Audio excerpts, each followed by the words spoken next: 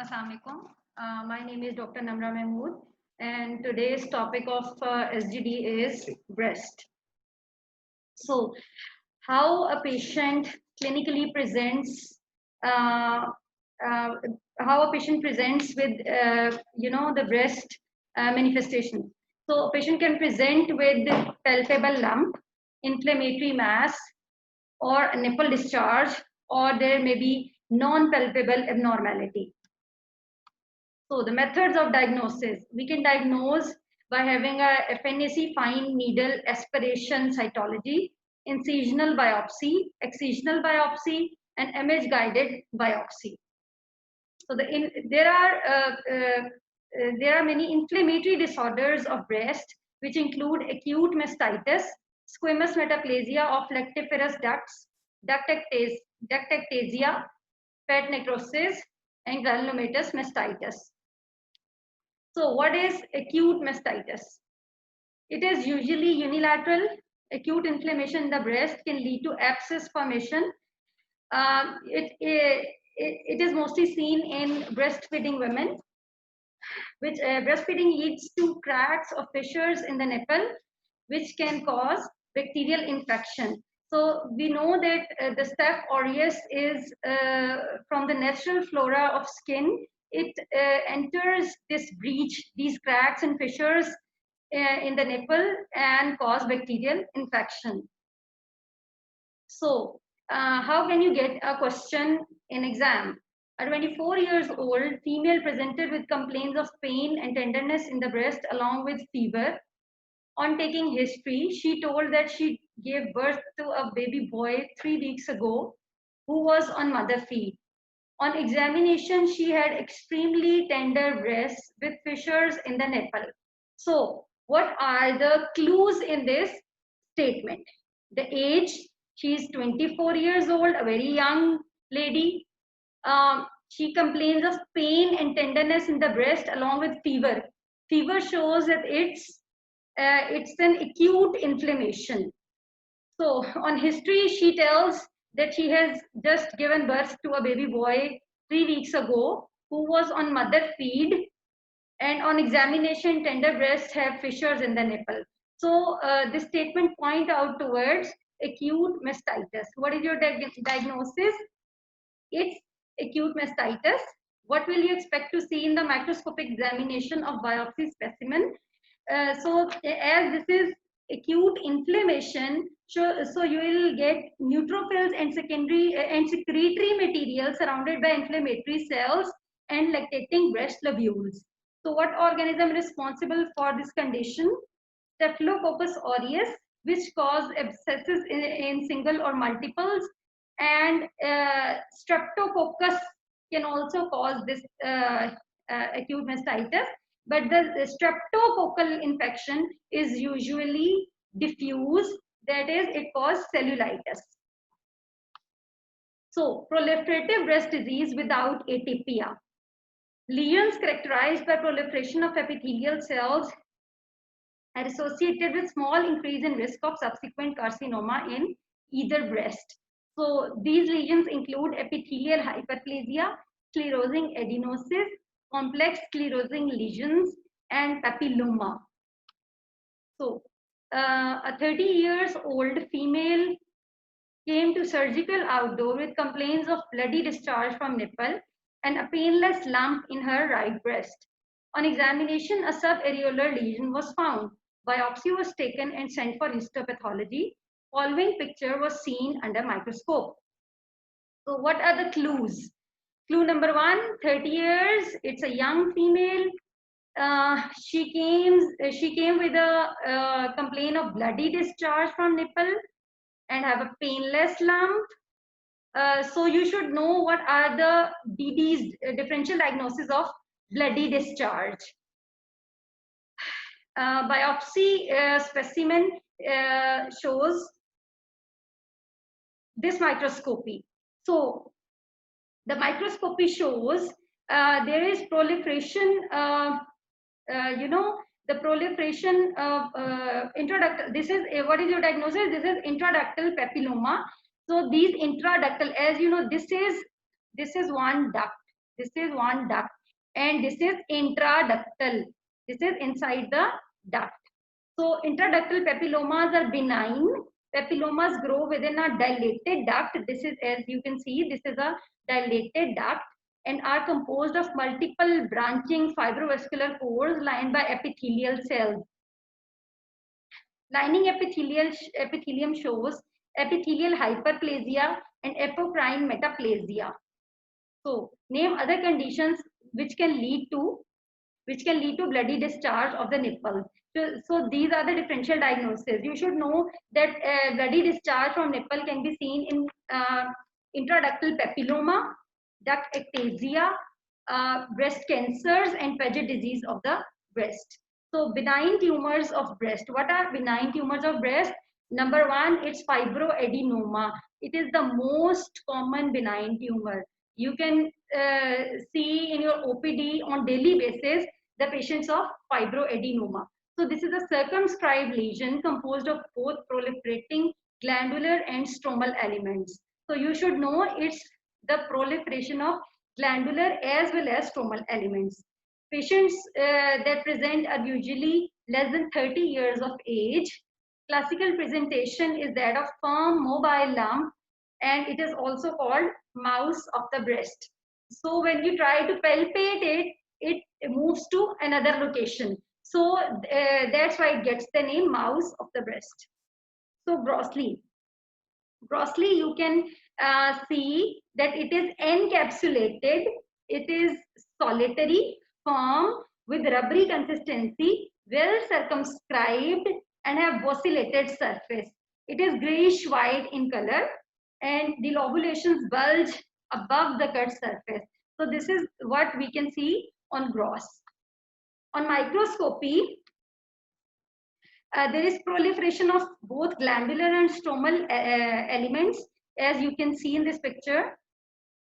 This is the stroma, this stroma in between this glandular element. These purple lines is the glandular element, and these light color is stroma.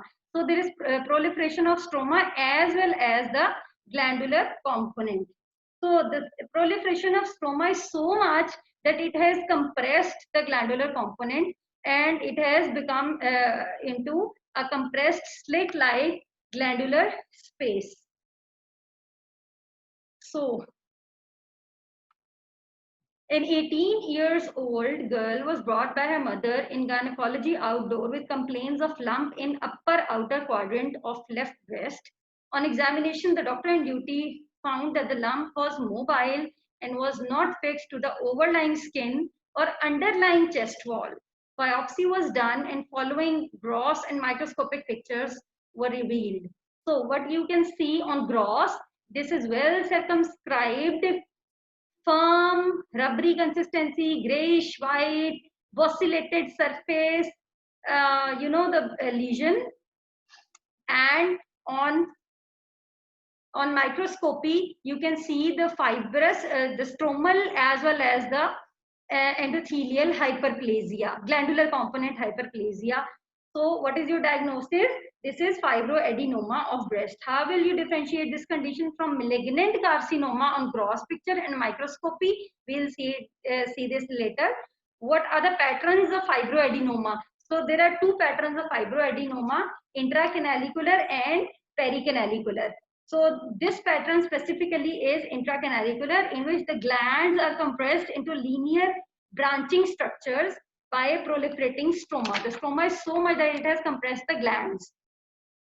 And the pericanalicular pattern is in which glands retain open. There is open lumen of the glands and round to oval and regular glandular spaces. So coming back to the question B, how will you differentiate this condition from malignant carcinoma on gross picture and microscopy? So the differences of fibroadenoma with malignant carcinoma. So first, there is difference of age.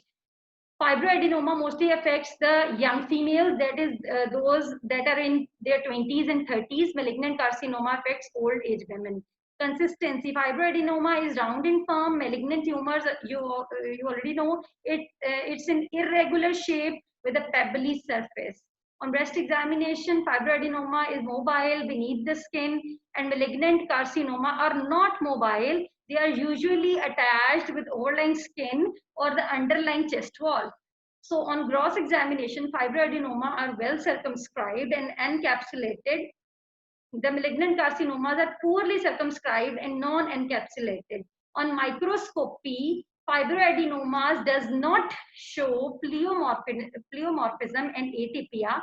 Malignant carcinomas show pleomorphism and atypia. So benign epithelial proliferations in ducts. What is fibroadenoma? It is benign epithelial proliferation in ducts surrounded by fibroblastic stroma, which proliferates, compress the ducts, and reduce to slit-like glandular spaces. What is malignant carcinoma? Malignant epithelial cells disperse in sheets, cords, and also forming gland-like structure. So there is no metastasis in fibroadenoma, and there can be metastasis in malignant carcinomas. What is phylloides tumor? This is another tumor, another benign tumor. So phylloides tumor is stromal tumor arising from the intralobular stroma. It ranges in size from a few centimeters to massive lesions. It classically have a leaf-like configuration. So morphology, it has a leaf-like appearance. So carcinoma of the breast. These are the malignant, lesions of the breast. What are the risk factors that lead to the malignancies of breast? The age, as the age advances, the incidence of or the risk factor for breast carcinoma increases. It is uncommon before age 25 years of age. So family history: breast cancer in maternal relatives increases risk 2 to 3 times compared to other women. So what are maternal relatives? Your mother, your khala, they are your maternal relatives. So it increases the risk 2 to 3 times compared to other women. Two genes, BRCA1 and BRCA2, have been associated with family history. But if there is BRCA1 gene, you should check for ovarian cancer also. So it predisposes to both breast and ovarian cancer. BRCA2 gene is restricted to breast cancer and associated with male breast cancers.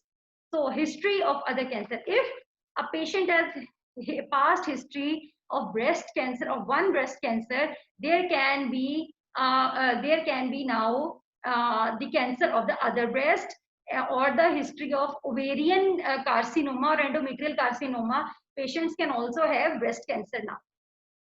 So hormonal factors. Increased levels of estrogen increases the risk. Beta, remember this, increased levels of estrogen increases the risk of breast carcinoma. So you should know the causes of increased levels of estrogen, that are early age at menarche, late age at menopause, nulliparity, late age at first childbirth, and obesity. The environmental factors that influence and can cause breast cancer are high fat intake, excessive alcohol consumption, and ionizing radiations. So what is the classification of breast carcinoma? So it's carcinoma in situ and invasive carcinoma. The breast carcinoma is broadly classified as carcinoma in situ and invasive carcinoma. Carcinoma in situ is further classified as ductal carcinoma in situ. It can you can also say DCIS. DCIS, ductal carcinoma in situ, and lobular carcinoma in situ, LCIS. So invasive carcinomas are invasive ductal carcinoma, invasive lobular carcinoma, medullary carcinoma, mucinous carcinoma, papillary carcinoma, tubular carcinoma, Paget's disease of the nipple, and other rare cancers. So you should, memorize these names. Beta, this is molecular classification of breast cancers. This question has been asked in past papers, so I have included in my SGD. You should only know the names of this molecular classification. So breast cancers are classified on the basis of molecular classification as Claudin low, basal-like, HER2 enriched, normal breast-like, luminal A and luminal B. You should only know the names. So ductal carcinoma in situ, DCIS. As the name shows, in situ lesions are those lesions that do not breach the basement membrane. So this lesion is characterized by proliferating malignant cells within ducts that do not breach the basement membrane. This is usually a precursor lesion, and the patterns in which this lesion grows is comedo pattern, cribriform, papillary, and solid pattern. Now, in this picture, you can see in this is comedo pattern. This is, you can see the necrosis. This is the comedo pattern. This is the cribriform pattern. You can see there is cookie cut appearance. These are cookie cut appearance, and this is cribriform, you know, sieve-like appearance. This is solid. This lobule is becoming solid. Only this portion is left behind. When this is once filled, this is a solid pattern of DCIS. This is papillary pattern. This is all papillas, small papillas inside the lobule. So this is papillary pattern. Grades. It can be, DCIS can be low grade, intermediate grade, and high grade. But comedo DCIS is classically high grade. You should memorize this thing. So lobular carcinoma in situ. Lobular carcinomas are malignant proliferation of small uniform epithelial cells within the lobules. So you can see these are the small lobules. These are small lobules. This is one lobule. This is another lobule. This is another lobule. And it is filled with small uniform epithelial cells. So invasive carcinomas. Invasive carcinoma. First of all, invasive ductal carcinoma. This is the commonest form of breast cancer. It is usually smaller, but it has better prognosis. So clinically, how it can present? It can present as hard, irregular, palpable lump, pudgy orange appearance. This is pudgy orange appearance in which the lymphatic obstruction causes dimpling of the skin. You can see this is dimpling of the skin. Paget's disease of the nipple. This is Paget's disease of the nipple, in which the ulceration and inflammation due to intraductal spread to the nipple. Beta, remember Paget's disease is intraductal spread to the nipple, intraductal spread. So grossly how invasive ductal carcinoma looks like. On cut section, it produces a grating sound. It is firm to hard lesion with irregular margins or borders. As you know, it's invasive carcinoma, so invasive malignant carcinomas are always have irregular margins and they are hard lesions. So calcification and or necrosis can be seen. As you can see, in the center there is necrosis. In this picture there is also necrosis. There is gritty sensation on cutting. So the calcification gives gritty sensation on cutting. Microscopically, you can see there is pleomorphic tumor cells arranged in tubular pattern, and these are variable infiltration of tumor cells in the stroma. This is abnormal mitosis and desmoplastic stroma. This is hyperplastic stroma, stromal component inside the lobule. So, question: a 50-year-old female presented to the OPD with lump in her right breast. On examination, the lump was firm and attached to the underlying structures. Pudgy orange appearance was visible on the right breast. FNAC of the lump revealed atypical cells, and biopsy revealed the following picture. So what you can see in this picture, there is a hyperplastic stromal component. There is hyperplastic epithelial component, and the cells, these are pleomorphic cells, atypical cells in this microscopic picture. So what is your diagnosis? You should look for the clues in this statement. 50 years old female, an old female. She presents with a lump in her right breast. On examination, lump is firm, attached to the underlying structure. When there is attachment to the underlying structure, it is immobile, then you should think about the malignancy. So pudgy orange appearance, as we already know, pudgy orange appearance due to lymphatic obstruction. And FNSC revealed this picture, this microscopic picture. So the diagnosis goes towards unilateral lumpy breast with a firm lump attached to the underlying structure, purity orange appearance. It's definitely invasive ductal carcinoma. What are the morphological features seen in the above picture? So there is pleomorphic tumor cells arranged in tubular pattern. As you can see, this tubule, this tubule, this is another tubule, this is another tubule. So it's arranged in tubular pattern, absence of myoepithelial cells, abnormal mitosis, extensive fibroblastic proliferation. As you can see, their desmoplastic stroma. What are the risk factors of the above condition? So the risk factors are increased estrogen level. You should know the causes of increased estrogen levels.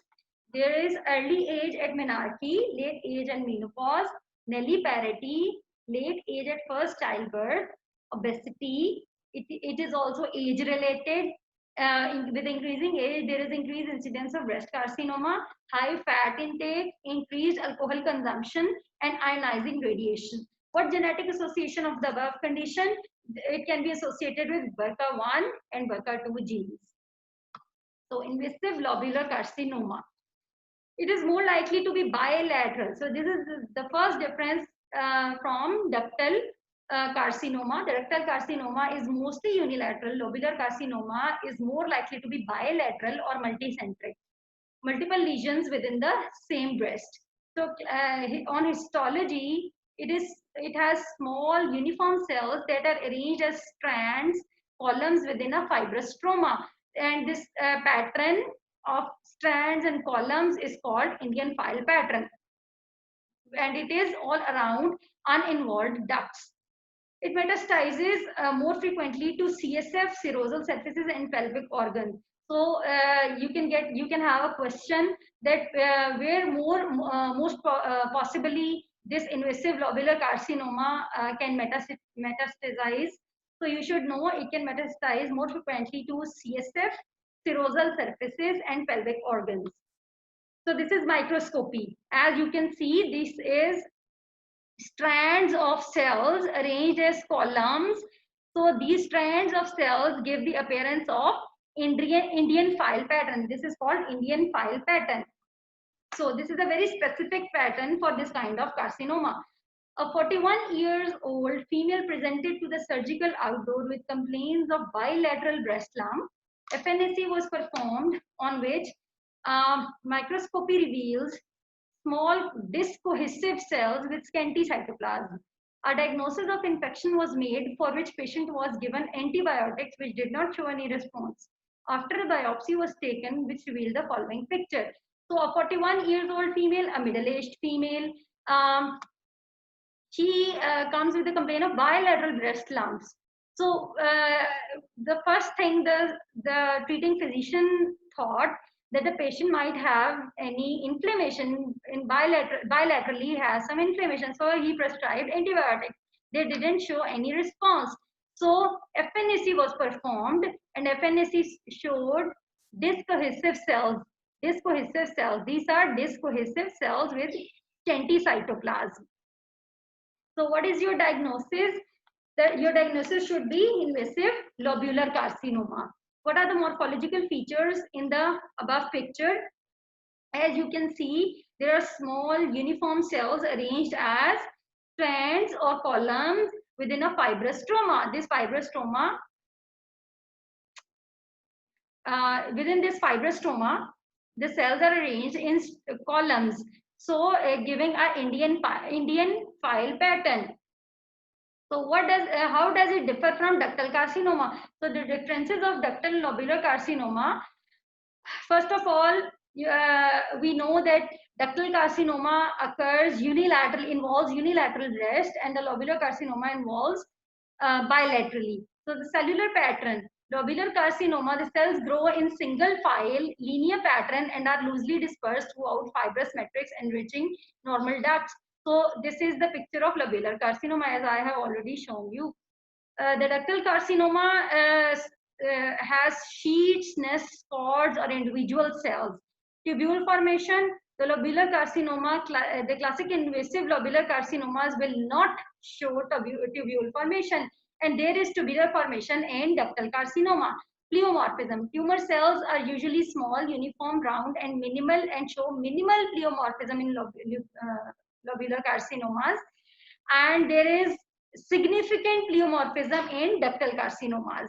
There is typically not very mitotic activity in lobular carcinomas, but there is significant mitotic activity in ductal carcinomas. So you should memorize these pictures, and you can automatically memorize the differences. So gynecomastia.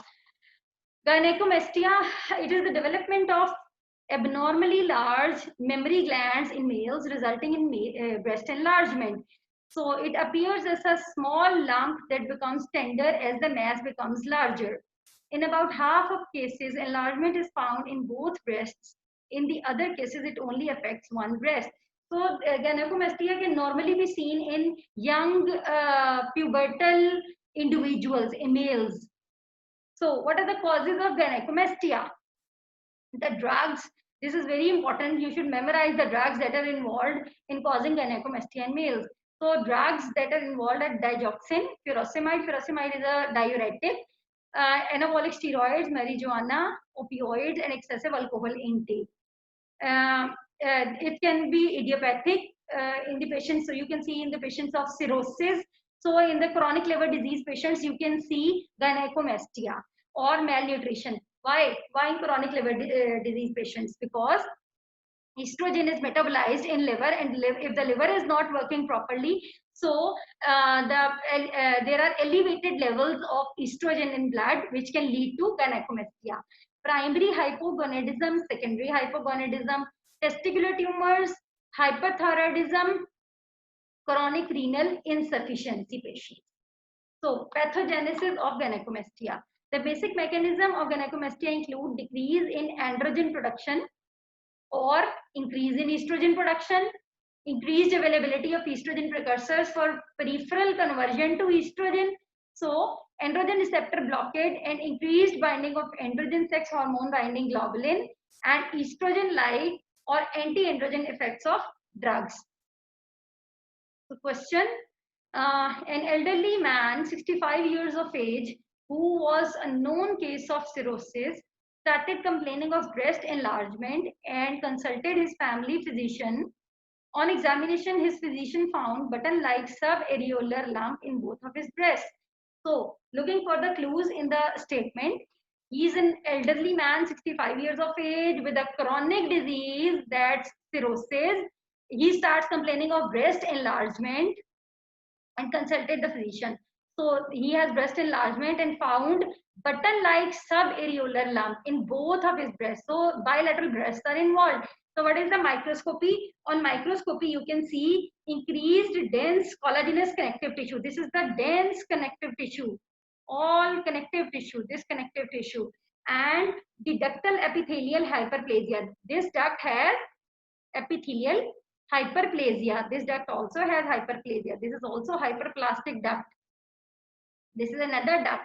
And there is periductal edema. As you can see, this periductal edema, this, the loosening of stromal component, this shows periductal edema. This periductal edema, loosening of the stroma, periductal stroma.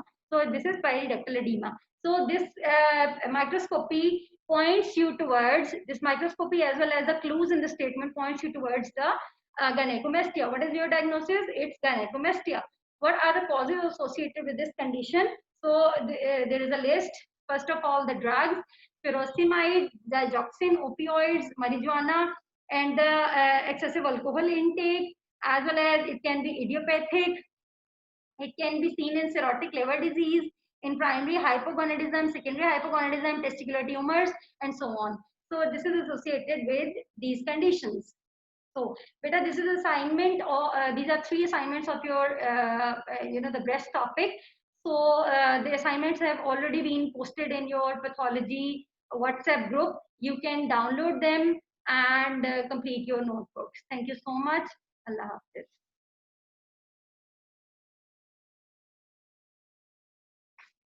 Flash आपने दे दिया? हाँ, flash ठीक